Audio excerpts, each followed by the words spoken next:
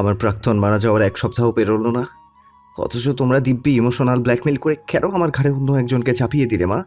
নিজেদের খুশিটাই শুধু দেখলে, আমারটা দেখলে না। আচমকা ছেলের প্রশ্ন শুনে ঘাবড়ে গেলেন দিলারা বেগম। নতুন বউয়ের কাছে যাওয়ার আগে ছেলেকে মাঝপথে রুখে কটা ভালো মন্দ পরামর্শ দিতে চেয়েছিলেন, কিন্তু ছেলে যে হঠাৎ এহেন কথাবার্তা বলবে তার মাথায় ছিল না। তিনি জানেন ভুলটা তারই, তবুও ছেলেকে বোঝানোর জন্য আমতা আমতা করে কিছুই বলতে যাবেন এমন সময় পুনরায় স্বপ্নিল বলে ওঠে, তোমার কথা তাও বাদ দিলাম, কিন্তু ওই মেয়েটা, সেই বা কি করে সব জেনে শুনে এরকম একজনের সাথে সংসার করতে রাজি হয়ে গেল, যে কখনোই তাকে ভালোবাসতে পারবে না? বাবা, এখন এসব কথা থাক না। মাত্র বিয়ে হয়েছে তোর, কেউ শুনলে কি মনে করবে বল? তাছাড়াও বউয়ের সামনে এগুলো বলিস না, বেচারি যে কিছুই। কথাটা পুরোপুরি শেষ করতে পারলেন না দিলারা বেগম। তার আগেই স্বপ্নিলের কাজিনরা এসে হইচই করে নিয়ে গেল তাকে। নতুন বউ যে তার ছেলে বা তার অতীতের ব্যাপারে কিছুই জানে না, এ কথাটা ছেলেকে বলার সুযোগ মিলল না তার। একই সাথে মনে চেপে এলো ভয়। তার যদি ছেলে এখন বউয়ের সাথে খারাপ আচরণ করে তবে তিনি কি করবেন? মেয়েটা স্বপ্নিলের বাবার বন্ধুর কন্যা, তাকে ভালো রাখার কথা দিয়ে তো ঠিকই নিয়ে এসেছেন তার পরিবারের কাছে থেকে। এখন সব পরিকল্পনা ভেস্তে যাবে না তো? মনে ঢুকে গেল ভয়। তবুও একটা দীর্ঘশ্বাস ফেলে এক বুক সমান আশা নিয়ে সৃষ্টিকর্তার কাছে নিজের ছেলে ও ছেলের বউয়ের সাংসারিক জীবনের সুখ কামনা করলেন তিনি। বাসর ঘরে বসে আছে রাহিতা। দুরু দুরু বুকে কয়েক ঘন্টা আগে কবুল বলে নিজের হাওয়া মানুষটার অপেক্ষায় লাজুক পরনে অপেক্ষারত সে। রুমে বাহিরে কথাবার্তা শুনে স্বপ্নিল যে এসে গেছে বুঝতে বেগ পেতে হলো না তার। কাজিনদের থেকে মুক্তি পেয়ে এক প্রকার নিরসভাবেই কক্ষে প্রবেশ করল স্বপ্নিল। রুমে ঢুকে বিছানার মাঝখানে রাখা আঁচল দিয়ে বসে থাকা নিজের নববধূকে দেখে বুকের মাঝে চিনচিনে ব্যথা পুনরায় জাগ্রত হলো তার। না সে পারছে এই দমবন্ধ অবস্থায় থেকে মুক্তি পেতে, না সে পারছে এই বিয়েকে মেনে নিতে। উভয় সংকটে পড়ে এক প্রকার দিশেহারার মতোই কাপড় নিয়ে সোজা ওয়াশরুমে ঢুকে গেল সে। এদিকে স্বপ্নিলকে কোনো কথা না বলে এভাবে চলে যেতে দেখে কিঞ্চিত অবাকই হলো রাহিতা। মাথার আঁচল ফেলে সেভাবেই অপেক্ষা করতে লাগলো স্বপ্নিলের। আপনার কি শরীর খারাপ লাগছে? ফ্রেশ হয়ে আসা মাত্রই রাহিতার মুখে এই প্রশ্ন শুনে থেমে গেল স্বপ্নিল। সামান্য চমকে গেলেও প্রকাশ করল না বাহির থেকে। উত্তর না দিয়ে চুপচাপ বিছানায় গিয়ে শুয়ে পড়তেই পুনরায় কানে এলো চিহ্নিত রাহিতার নম্র কণ্ঠস্বর। শুনছেন, কথা বলছেন না কেন? আপনার কি খুব বেশি শরীর খারাপ লাগছে? খানিকটা চিন্তা নিয়েই প্রশ্ন করেছিল মেয়েটা, কিন্তু গতবারের ন্যায় এবারও তার আশায় গুড়ে বালি দিয়ে চুপচাপ অপর পাশ ফিরে বালিশে মুখ গুজে পড়ে রইল স্বপ্নিল। এবার চিন্তা বাদ দিয়ে রাহিতা প্রচণ্ড বিস্মিত হলো। বলা বাহুল্য, সে যে এমন ঠান্ডা প্রত্যাখ্যান মোটেও আশা করেনি সদ্য বিবাহিত স্বামীর থেকে। তবে কি স্বপ্নিল এ বিয়েতে খুশি নয়? সে কি তাকে পছন্দ করে না?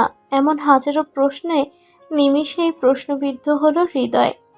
কিন্তু এমন হলে স্বপ্নিল বা তার পরিবারের কেউও একদিনও তাদের বলল না কেন? স্বপ্নিলের পরিবার তো নিজ থেকেই প্রস্তাব দিয়েছিল তার জন্য।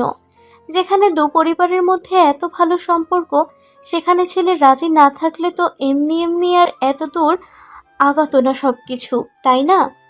এসব ভেবেই নিজ মনকে সান্ত্বনা দিল রাহিতা।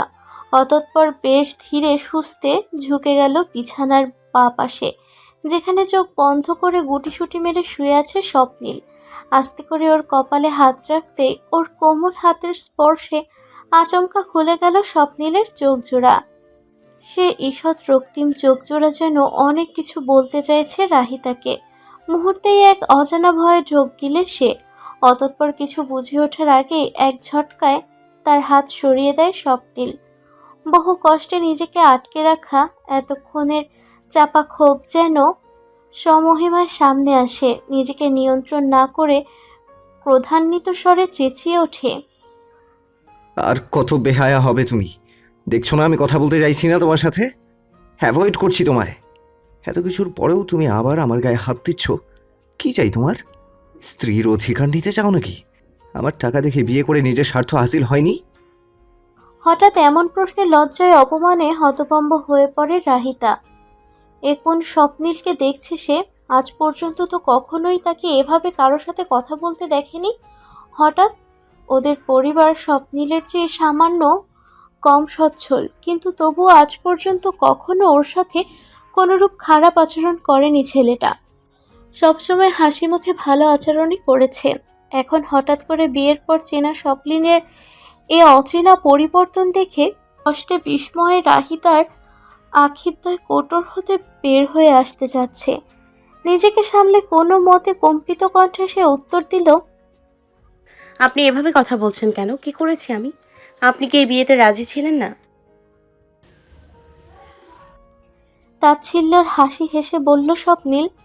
ওর কথায় রহিতার বড় বড় আক্ষেপবলব ভর করে গড়িয়ে পড়ল দুফোঁটা অশ্রু। তবুও নিজেকে সামলে কিছুটা সময় নিয়ে তপ্ত সুরে পালাটা প্রশ্ন করল সে। যদি বিয়েতে রাজি ছিলেনই না, তবে কেন এই বিয়ে করলেন স্বপ্নিল? আমার জীবনটাকে কি ছেলে খেলা মনে হয়েছিল আপনার কাছে? একটাবার কেন বললেন না আপনি আমায় পছন্দ করেন না, অথবা এই বিয়ে করবেন না? নিজেরাই সেধে বিয়ের প্রস্তাব দিয়ে নিজেই এভাবে বাসর রাতে অপমান করার তো কোনো মানে হয় না, তাই না? টাকা নিয়ে কথা বলে আমার উপর যখন প্রশ্ন তুললেনই, তখন নিজের এই রং বদলানোর স্বভাবের কথা মনে পড়ল না? রাহিতার ব্যঙ্গাত্মক প্রশ্নেও তাচ্ছিল্য এতক্ষণের জ্বলন্ত ক্ষোভে যেন ঘি পড়ল। মুহূর্তে এগিয়ে এসে রাহিতার দু বাহু ধরে দাঁতে দাঁত চেপে স্বপ্নিল চেঁচিয়ে বলল, তোমার কি মনে হয় আমি শখের বশে তোমায় বিয়ে করেছি? যদি এমনটা ভেবে থাকো তাহলে ভুল ধারণা এক্ষুনি মাথায় থেকে বের করে দাও। কারণ আমি তোমাকে পছন্দ করি না। তোমায় বিয়ে করলেও কখনো ভালোবাসতে পারবো না। কারণ আমি আমার মন অলরেডি একজনকে দিয়ে ফেলেছি। সেখান থেকে ফিরে আসা সম্ভব নয়। তোমাকে এই বিষয়ে আমি আগেই বলতে চেয়েছিলাম, বিয়েটা ভাঙতেও চেয়েছি, কিন্তু নেহাতি মায়ের মুখের দিকে তাকিয়ে বিয়েটা করতে বাধ্য হয়েছি। নিজের শত কষ্ট হোক, তবু মা বলে কথা, তার কথার বিরুদ্ধে যাওয়ার স্পর্ধা নেই আমার।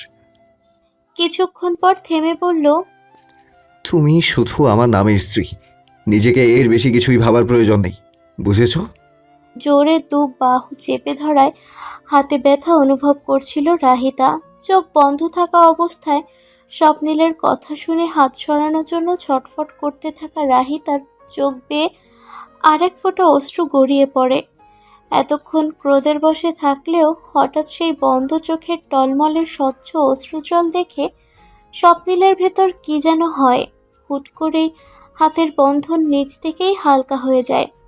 স্বপ্নিল হাত ছেড়ে দেওয়ায় হাঁফ ছেড়ে বাঁচে রাহিতা। হাতের যন্ত্রণা থেকে মুক্তি পেলেও মনের যন্ত্রণা থামানো দেয়। এ যেন সময়ের সাথে সাথে পাল্লা দিয়ে বেড়ে যাচ্ছে ক্ষণে ক্ষণে। রাহিতাকে ছেড়ে দিয়ে দুহাতে নিজের মাথা চেপে ধরে স্বপ্নিল। ঘাড় সমান ছাটা চুলগুলো খামচে ধরে নিজেকে সামলানোর ব্যর্থ চেষ্টা করে যেন।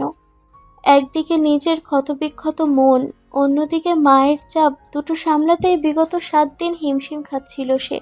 তার মধ্যে এখন কোত্থেকে যেন রাহিতা এসে জুড়ে বসলো কপালে। জীবন কোথায় নিয়ে যাচ্ছে তাকে? কি হবে তার? সব মিলিয়ে ওর নিজেকে উন্মাদ উন্মাদ মনে হচ্ছে। রাহিতা চুপচাপ বসে বসে দেখছিল স্বপ্নিলের কাণ্ড কারখানা। শুদ্ধ হলেও শান্ত মাথায় ভাবছিল তার জীবনের পরিণতির কথা। ঠান্ডা মাথায় ভেবেচিন্তে হুট করে বিছানা থেকে নেমে গেল সে। দরজা খোলার শব্দ হওয়ায় বন্ধ চোখজোড়া খুলে সেদিকে দৃষ্টি নিক্ষেপ করে স্বপ্নিল। দরজার কাছে রাহিতাকে দেখে সে নিজেও বিছানা থেকে উঠে দাঁড়ায়। সবে দরজা খুলে বাহিরে বের হওয়ার জন্য পা এগিয়েছিল রাহিতা। বেরোনোর আগ মুহূর্তে স্বপ্নিলের ভরাট গলার প্রশ্নে সে থমকে দাঁড়ায়। কোথায় যাচ্ছ? স্বপ্নিলকে এগিয়ে এসে প্রশ্ন করতে দেখে কিছুটা অবাক হলেও রাহিতা মাথা ঘামায় না। যেভাবে বেড়েছিল সেভাবেই যেতে যেতে বলে, যার কারণে আজ আপনার আমার দুজনের জীবনে এই অসম পরিণতি, তার কাছেই যাই। ভনিতা করো না। তুমি তো সব জেনে শুনেই বিয়ে করেছিলে না? তাহলে আবার হঠাৎ এই সময় মায়ের কাছে কেন যাচ্ছ? আমায় বিয়ে করার আগে এটা মাথায় ছিল না? ফুঁসে উঠে বলে সে। তার কথায় চোখে পানি নিয়ে তাচ্ছিল্যের হাসি আসে রাহিতা। হাত দিয়ে চোখ মুছে ব্যঙ্গাত্মকভাবেই বলে, আপনি যেমনটা ভাবছেন সবসময় যে সেটাই সত্যি হবে এমন কোনো কারণ নেই মিস্টার স্বপ্নিল আহমেদ। আমি আমার দিক থেকে একটাও মিথ্যে কথা বলিনি। আমি যদি জানতাম আপনার এই বিয়ে নিয়ে কি মতামত হবে, তবে বিশ্বাস করুন আমি জীবনেও আপনার জীবনে আসতাম না। এখন যিনি আমায় আপনার জীবনে এনেছেন তার থেকেই তো জবাবটা নিতে হবে, তাই না? কথাগুলো বলে শাশুড়ির রুমের উদ্দেশ্যে অগ্রসর হলো রাহিতা। পেছনে ফেলে গেল এক বিস্মিত স্বপ্নীলকে। মেয়েটার কথা শুনে ওর সাহস দেখে মনে মনে বেশ চমকে গেল স্বপ্নীল। কিভাবে বুক ভরা সাহস নিয়ে দিব্যি তার মায়ের কাছে চলে যাচ্ছে, ব্যাপারটা বেশ ভাবালো তাকে। আনমনে প্রশ্ন এলো, রাহিতা কি তবে সত্যিই বলছিল তার মানে? ও কি তার অতীতের ব্যাপারে আসলেই কিছু জানতো না? এ কেমন ধোঁয়াশার মধ্যে ফেসে গেল সে? সাহসা শাশুড়ির রুমের সামনে এসে দাঁড়িয়ে আছে রাহিতা, দরজা থেকে বন্ধ করা। বিয়েবাড়ির চঞ্চল পরিবেশেও এখন রাতের আধারে নিস্তব্ধতায় ঘেরা। এমত অবস্থায় কিছুটা বিচলিত হলো মেয়েটা। এতক্ষণ আবেগের বশে স্বপ্নীলকে কথা শুনিয়ে এত দূর চলে এলো ঠিকই, কিন্তু এ সময় শাশুড়িকে ডেকে আর কাঁচা ঘুমের ব্যাঘাত ঘটাতে মন সায় দিল না তার। একই সাথে মাথায় এলো, কেউ যদি তাকে বধূবেশে এ অবস্থায় স্বপ্নীলের রুমে ব্যতীত এখানে দেখে, তবে বিয়েটা মোটেও ঠিকভাবে নিবে না। আর যাই হোক, নিজেদের সম্পর্কের মারপ্যাচ বাহিরের মানুষদের দেখানোর মানসিকতা নেই তার মধ্যে। তাই মনের মধ্যে হাজারো প্রশ্নের ঘূর্ণিঝড় হলেও সবকিছু বিবেচনা করে ধৈর্য ধারণ করা বেছে নিল সে। কয়েক কদম পিছিয়ে এসে স্বপ্নীলের রুমের দিকে পা বাড়াতেই চোখে পড়ল তড়িৎ বেশে সরে যাওয়া স্বপ্নীলকে। কিন্তু চুপি চুপি স্বপ্নীল কেন ওর পিছে পিছে এসেছিল বোধগম্য হলো না রাহিতার। রুমে ঢুকে দরজা লাগিয়ে পেছন ফিরতেই বিছানায় বসে থাকা স্বপ্নীলের সাথে চোখে চোখ মিলে যায় তার। সে চোখে চোখ রেখেই স্বপ্নীল ব্যঙ্গাত্মক স্বরে প্রশ্ন ছড়ে। তো কি কথা হলো মায়ের সাথে? ওর কণ্ঠ শুনে ও কথার ধরন দেখে রাগে গা জ্বলে উঠল রাহিতার। ভাবখানা এমন করছে যেন এতক্ষণ এখানেই বসে থেকে তার জন্য অপেক্ষা করছিল। ক্ষিপ্ত রাহিতা দাঁতে দাঁত চেপে বলল, কেন? আপনি ঠিক মতো দেখতে পান না বুঝি? আমার পিছে এত দূরে গিয়ে কী লাভ হলো যদি কি হয়েছে জানতেই না পারেন? ধরা পড়ে যাওয়ায় এতক্ষণের কৌতুকপূর্ণ মুখভঙ্গি বদলে যায় স্বপ্নীলের। মেয়েটা তার মানে দেখেছে ওকে, আবার সেটা নিয়ে খোঁটাও দিচ্ছে। এ তো দেখা যায় ভালোই ফাজিল। মনে মনে এসব ভাবলেও কিছু বলতে গিয়ে শেষমেশ থেমে যায় স্বপ্নীল। বলা বাহুল্য, সারাদিন অনেক ধকল গিয়েছে, শারীরিক মানসিক উভয় দিক দিয়েই। তাই এখন তর্ক করে এনার্জি নষ্ট করার মানে হয় না, অন্তত এই ফাজিল মেয়েটার সাথে তো নয়ই। মনে মনে ভেবে বিছানায় শরীর ছেড়ে দিয়ে চোখ বন্ধ করল সে। স্বপ্নীল ঘুমোতেই একটি দীর্ঘশ্বাস ফেলে লাগেজ থেকে ড্রেস বের করে ফ্রেশ হতে চলে গেল। রাহিতা অতঃপর ক্লান্ত শরীরে বিছানায় শুয়ে পড়ল তার পাশেই। সারাদিনের ব্যস্ততা শেষে একটা ঘুম এখন তারও মন দুটোরই বড্ড প্রয়োজন। সকালবেলায় দরজায় কড়া নাড়ার আওয়াজে ঘুম ভাঙে রাহিতার। ঘুমু ঘুমু চোখ জোড়া মেলে ঘড়ির দিকে তাকাতেই হুঁশ ফিরে আসে। সকাল প্রায় 9টা বাজছে। নতুন বউ প্রথম দিনই এত বেলা করে ঘুমাবে, তা নিশ্চয়ই ভালো দেখায় না। পাশে তাকিয়ে দেখে স্বপ্নীল নেই। মনে মনে কষ্ট পেল রাহিতা। লোকটা নিজে উঠে চলে গেছে সকালবেলা, অথচ ওকে ডাকার প্রয়োজন মনে করল না একটা বারও। কি এমন হতো ওকে ডেকে নিলে? কিন্তু পরক্ষণেই তার মনে হলো যে ছেলেটা তাকে এখনো মন থেকে বউ হিসেবে স্বীকার করেই না, সে কেন যেচে পড়ে তার সাথে কথা বলবে। স্বপ্নীলের কথা ভাবতেই কাল রাতের কথোপকথন পুনরায় মাথা চাড়া দিয়ে উঠল রাহিতার। তবুও সেগুলোকে মনের মধ্যে চাপা দিয়েই দরজার কাছে গেল সে। দরজা খুলতেই চোখে পড়ল এক হাস্যোজ্জ্বল মেয়েকে, যে স্বপ্নীলের চাচাতো ভাইয়ের বউ সায়মা। কাল বিয়েতে তার সাথে পরিচয় হয়েছে রাহিতার।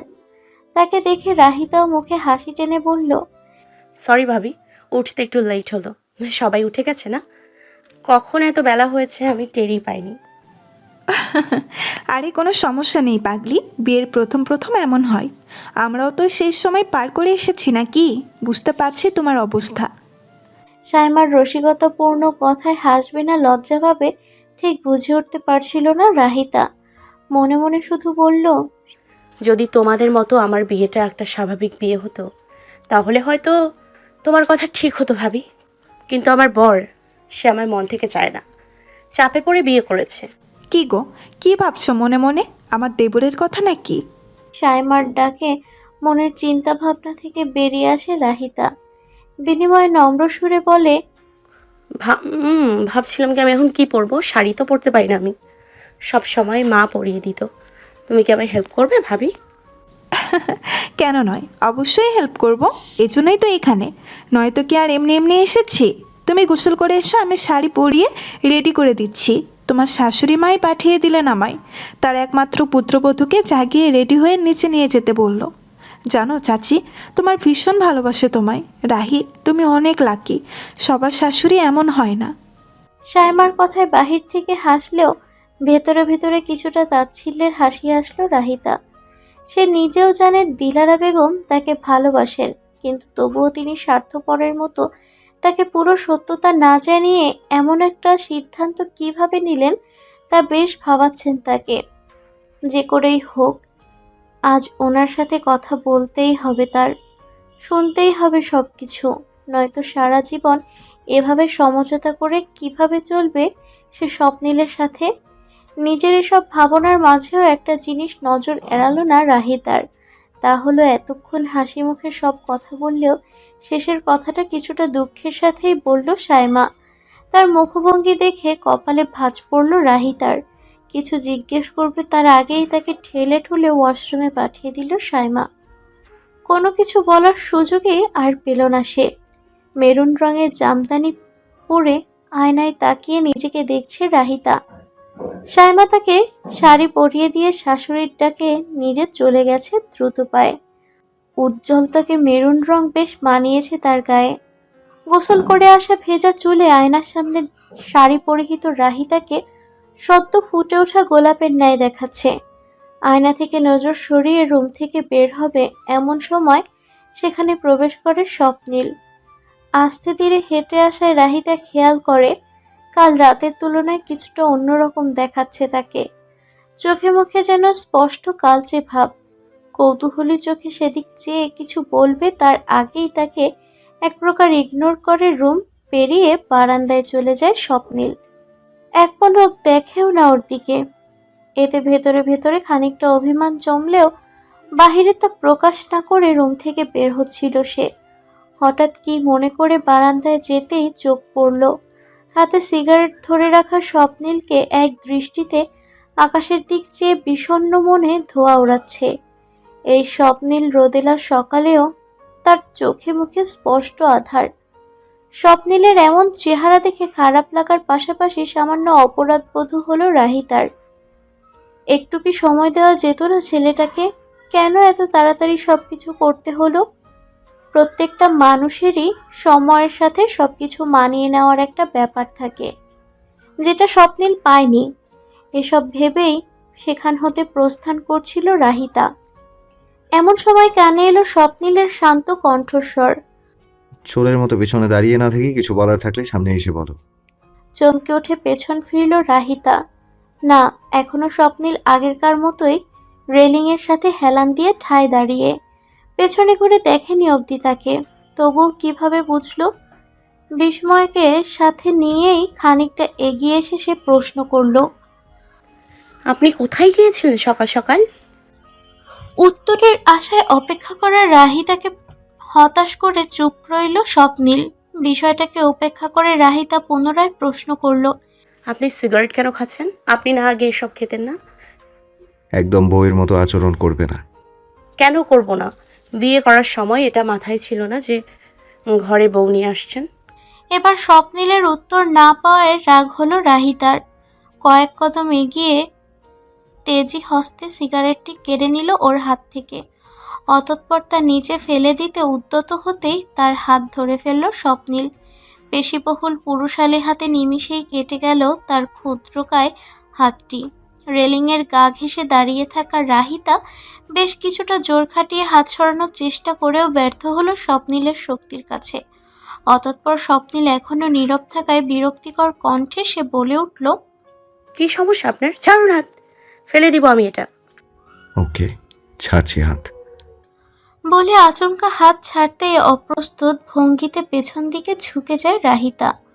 ফলশ্রুতিতে গ্রিলহীন বারান্দা হতে পড়ে যেতে ধরে সে। চোখ মুখ কুঁচকে এক বিকট চিৎকার দেওয়ার প্রস্তুতি নিতেই পুনরায় তার হাত আঁকড়ে ধরে স্বপ্নিল। শক্ত মুঠোয় রাহিতার হাত পেঁচিয়ে ওকে আরও খানিকটা পেছনে ঝুঁকিয়ে শীতল কণ্ঠে বলে, ফেলে দেই তোমাকে এবার? কি বলো? ভয়ে বাকরুদ্ধ রাহিতা চোখ মেলাতেই আখিদয় মিলিত হলো স্বপ্নিলের ঈষৎ লালচে চোখ জোড়ার সাথে, যে চোখের ভাষা পড়তে ব্যর্থ হলো সে। রাহিতাকে চুপ থাকতে দেখে স্বপ্নিল হাতের বাঁধন খানিকটা ঝাঁকিয়ে করে ঠান্ডা গলায় আবারও বলল, চুপ কেন? এবার বলো, ফেলে দিই তোমায়? ভয়ে চোখ মুখ কুঁচকে ধীর কণ্ঠে রাহিতা জবাব দিল, যদি পারেন ফেলে দিন। তুমি কি মনে করেছো আমার মধ্যে সাহস নেই? আমায় চ্যালেঞ্জ করছো তুমি? দেখাতে হবে তোমায়। ওকে দেন, গুড বাই মিসেস রাহিতা। তির্যক হেসে গটগট করে কথাগুলো বলেই হাতের বন্ধন ঢিলে করে দিল স্বপ্নিল। এতক্ষণ মনের মাঝে সাহস নিয়ে ঝুঁকে থাকা রাহিতা যেন শ্বাস আটকে গেল কণ্ঠনালীতে। তবে কি স্বপ্নিল সত্যিই ওকে নিয়ে নিচে ফেলে দিবে? শান্ত পরিবেশ, নিশ্চুপ ভঙ্গিতে পেছনে ঝুঁকে আতঙ্কিত মুখে স্বপ্নিলের চোখের দিকে চেয়ে আছে রাহিতা, যে চোখে স্পষ্ট শূন্যতা বিরাজমান। হুট করে স্বপ্নিল হাত ছেড়ে ছেড়ে দেওয়ায় ভয়ে চোখ মুখ কুঁচকে ফেলল রাহিতা। এই বুঝি পড়ে যাবে মনে হতেই তৎক্ষণাৎ পুনরায় হাত চেপে ধরে স্বপ্নিল। অতঃপর চোখ খোলার আগেই হ্যাচকা টানে আচমকা তার বুকে এসে পড়ে রাহিতা। সব কিছু এতটাই আকস্মিকভাবে ঘটল যে ভয়ে বিস্ময়ে স্তম্ভিত হয়ে আছে মেয়েটা। অপরদিকে স্বপ্নিলকে এত কাছে থেকে অনুভব করতে পেরে এক অন্যরকম অনুভূতিতে বশীভূত হয় তার মন। স্বপ্নিলের বুকে মাথা রেখে সেভাবেই তার হৃদস্পন্দন শোনার চেষ্টা করছিল সে। এরই মধ্যে তাকে বুক থেকে সরিয়ে দেয় স্বপ্নিল। দু হাতে বাহু চেপে ধরে সামান্য দুরন্ত দৃষ্টি করে দুজনের মাঝে। কেমন লাগলো? রসিকতামূলক প্রশ্ন করে সরু চোখে অপর ফাঁস ফিরে রাহিতা। তাকে ভয় দেখানোর প্রচেষ্টায় সফল হওয়ায় এবার যে মজা নিবে স্বপ্নিল তা বেশ বুঝছে সে। রাহিতাকে চুপ দেখে স্বপ্নিল পুনরায় তার বাহু ঝাঁকিয়ে প্রশ্ন করে, খুব ভয় পেয়েছিলে? স্বীকার করতেই পারো, আমি মাইন্ড করব না। ধুর, আপনি একটা খুব বাজে লোক। বিরক্তিকর কণ্ঠে কথাটা বলে স্বপ্নিলের থেকে নিজ হাত ছাড়িয়ে তাকে ঈষৎ ধাক্কা দিয়ে সরিয়ে বারান্দা থেকে চলে যেতে যেতে বলল রাহিতা। পেছন ফিরলে সে দেখতে পেত স্বপ্নিলের ঠোঁটের কোণে এক প্রস্ফুটিত শুষ্ক হাসি। নিচে নামতেই শাশুড়ি ও অন্যান্য আত্মীয়দের মুখোমুখি হলো রাহিতা। সবাই যেন ওর জন্যই অপেক্ষা করছিল, সেভাবেই হাসলো ওকে দেখে। বিনিময়ে সেও ইতস্তত হেসে সকলের মাঝে গিয়ে বসল। শুরু হলো নতুন বউকে দেখে প্রশংসা করলো সবাই। একই সাথে তাকে খ্যাপানো থেকে শুরু করে বিভিন্ন রকম হাসি ঠাট্টা গল্পের পাশরায় জমে গেল আসর। বলা বাহুল্য স্বপ্নিলের বাবা মারা গেছেন। ওর একটা একাদশে পড়ুয়া ছোট বোন আছে। লেখাপড়ার পাঠ চুকানোর আগেই তার মা বাবা মারা যায়। ভার্সিটিতে ওঠার শুরু থেকেই তার বাবার রেখে যাওয়া ব্যবসায় হাত দিতে হয় তাকে। অল্প সময়ে দায়িত্বের বোঝা ঘাড়ে চেপে যাওয়ায় বাধ্য হয়ে একা হাতে যতটুকু পেরেছে বেশ ভালোভাবে সব দিকে সামলে রেখেছে সে। এসব নিয়েই কথা হচ্ছিল। বেশিরভাগ আলোচনা স্বপ্নিলকে ঘিরে। তার কি পছন্দ অপছন্দ এসব রাহিতাকে জানানোর উদ্দেশ্যই যে তার শাশুড়ি করছে বুঝতে বাকি রইল না তার। একই সাথে রাহিতা এটাও বোঝালো এত দ্রুত বাবাকে হারানোর পর থেকেই মায়ের প্রতি এক আলাদা দুর্বলতা আছে স্বপ্নিলের। আর হয়তো সে কারণেই নিজের মনের ক্ষত শুকানোর আগেই সে মায়ের কথায় এ বিয়ে করতে রাজি হয়। আত্মীয়দের সাথে আলাপ আলোচনা শেষে রান্নাঘরে প্রবেশ করতেই শাশুড়িকে সে জিজ্ঞেস করে, সরি আন্টি, উঠতে দেরি হয়েছে, আপনার হেল্পও করতে পারলাম না সকালবেলা রান্নায়। ঠিক আছে, তবে তোমাকে এক শর্তে ক্ষমা করতে পারি। কিছুটা গম্ভীর মুখে বললেন দিলারা বেগম। শাশুড়ির এমন আচরণে কিছুটা অবাক হলো রাহিতা, তবুও স্বাভাবিক মুখে বলল, কি শর্ত আন্টি, আমায় বলুন। আমি এখানে কারো আন্টি না, আমাকে এখন থেকে মা বলে ডাকলে তবেই মাফ করব, বুঝেছো বৌমা? হেসে কথাগুলো বললেন দিলারা বেগম। শাশুড়ির হাসি দেখে হেসে ফেলল রাহিতাও। তিনি যে ওর সাথে মজা করছিলেন এতক্ষণে বুঝে এলো তার। হাসতে হাসতে দিলারা বেগম বললেন, রান্না করতে পারিস না রাহি? জি মা, পারি টুকটাক। বেশ, আমার স্বপ্নিল কিন্তু বেশ ভোজন রসিক। ওকে দেখে খুব একটা বোঝা যায় না, কিন্তু খাবার খেতে অনেক পছন্দ করে আমার ছেলেটা। তুই বুঝতে পারছিস তো আমি কি বলছি? শাশুড়ির কথায় কি জবাব দেবে ভেবে পায় না রাহিতা, তবুও মাথা নিচু করে হ্যাঁ সূচক মাথা নাড়ে সে। কিছুক্ষণ নীরবতার পর দিলারা বেগম বলেন, আজ বিকেলে সবাই চলে যাওয়ার পর আমার রুমে আসবি কেমন? কিছু কথা বলার ছিল তোকে। ওনার কথায় মাথা তুলে তাকায় রাহিতা। অবশেষে তিনি নিজে থেকে সব খুলে বলতে চাইছেন, তবে ওকে জানার সুযোগ পেয়ে সেও সায় জানিয়ে বলে দেয় সে আসবে। তারও যে স্বপ্নিলের সম্পর্কে অনেক কিছু জানা বাকি। নিজের ভাবনার মাঝে সে শুনতে পেল দিলারা বেগমের আরেকটি প্রশ্ন। স্বপ্নিল তোকে কাল রাতে কিছু বলেছে? মানে? যদিও রাহিতা তাকে তিনি কি প্রসঙ্গে কথা বলছেন তবুও অবুঝের মতো প্রশ্ন করে পুরোটা শোনার জন্য।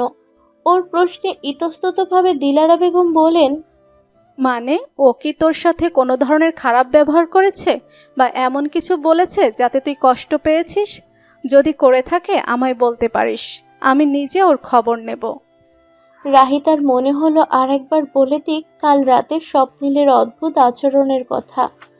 তাকে স্ত্রী হিসেবে মানাবে না, কোনোদিন ভালোবাসবে না এসব বলার কথা, কিন্তু তবুও অজানা এক কারণে সে সংযম করল নিজেকে। আগে সব কিছু শাশুড়ির থেকে জানতে হবে, তবেই সে কোনো কিছু ভাববে। তাই মুখভঙ্গি স্বাভাবিক করে মলিন হেসে বলল, না মা, তেমন কিছুই হয়নি। আসলে আমরা খুব বেশি টায়ার্ড ছিলাম তো, তাই দুজনেই ঘুমিয়ে পড়েছি দ্রুত। কেন, কিছু হয়েছে নাকি মা? রাহিতার কথায় এতক্ষণ চেপে রাখা শ্বাস ছাড়লেন দিলারা বেগম। স্বপ্নিল যে রাহিতার সাথে কোনো খারাপ আচরণ করেনি ভেবে খুশি হলেন তিনি। যাক, তার ছেলে নিজেকে সামলে নিতে শিখেছে, এখন রাহিতাকে মেনে নিলেই হয়। মনে মনে প্রার্থনা করলেন উনি। হাসি মুখে বললেন, আরে না, আমি তো এমনি বলেছিলাম। বয়স হয়ে গেছে তো, কখন কি বলি ঠিক নাই। তুই এখন বাহিরে যা, তোর কাকি শাশুড়িদের কাছে যা, আমিও আসছি। অতঃপর একটি দীর্ঘশ্বাস ফেলে মাথা নাড়িয়ে রান্নাঘর থেকে বের হয়ে আসে রাহিতা। বের হতেই পথিমধ্যে দেখা হয় স্বপ্নিলের সাথে। ওর দিকেই অদ্ভুত দৃষ্টিতে তাকিয়ে আছে সে। এ দৃষ্টি সম্পূর্ণ ব্যতিক্রম, কোমল দৃষ্টি, যেন কোনো কারণে ওর কাছে কৃতজ্ঞ সে। স্বপ্নিলকে এভাবে তাকিয়ে থাকতে দেখে কিছুটা চমকে ওঠে। চোখের ইশারায় রাহিতা জিজ্ঞেস করে, কি? স্বপ্নিল উত্তর দেয় না। কিছুক্ষণ ওর চোখে সেভাবে চেয়ে থেকেই হঠাৎ ধরা পড়ে চোরের ন্যায় এদিক সেদিক তাকিয়ে উসখুস করে কেটে পড়ে রাহিতার সামনে থেকে। হঠাৎ করে কি এমন হলো তার? ওর যাওয়ার পানে চেয়ে রাহিতা ভাবে সকাল গড়িয়ে দুপুর হলো, দুপুর পেরিয়ে বিকেল, বিকেল হতে এক এক করে মেহমানরা চলে যেতে লাগলো নিজ নিজ গন্তব্যে। স্বপ্নিলও বাইরে চলে গেছে, ওর আসতে আসতে রাত হবে। বাসা ফাঁকা হয়েও সুযোগে শাশুড়ির রুমে চলে গেল রাহিতা। সকাল থেকেই যে এ মুহূর্তটার অপেক্ষা করছিল সে, তাই তো সময় পেতেই এক মুহূর্ত বিলম্ব করেনি। অপরদিকে দিলারা বেগমও যেন এর আগমনের জন্যই প্রস্তুত ছিলেন। রাহিতার রুমে ঢুকতে ইশারায় তার পাশে বসার ইঙ্গিত দিলেন তিনি। ওর মাথায় হাত রেখে বেশ শান্ত গলায় বললেন, দেখ মা, এখন হয়তো আমি তোকে যা বলবো শুনলে তুই কষ্ট পাবি। মনে মনে আমাকে ভালো মন্দও বলতে পারিস, এতে আমি কিছু বলবো না তোকে। কিন্তু আমার মনে হয় তোদের সম্পর্ক পুরোপুরি শুরু হওয়ার আগে তোকে স্বপ্নিলের সম্পর্কে সবকিছু জানানো দরকার, তাই তোকে এখানে ডাকা। এ বুড়ো মেয়ের কথা শুনবি তো? টিপ টিপ করতে থাকা হৃদয় নিয়ে ওনার দিকে চেয়ে রইল রাহিতা। এক অদ্ভুত উত্তেজনায় ক্ষণে ক্ষণে শিউরে উঠছে সে। কি এমন হয়েছিল স্বপ্নীলের অতীতে? কেনই বা একসময় এরকম মনমরা হয়ে থাকে? আজকে সে অবশেষে সবকিছু কারণ জানতে পারবে।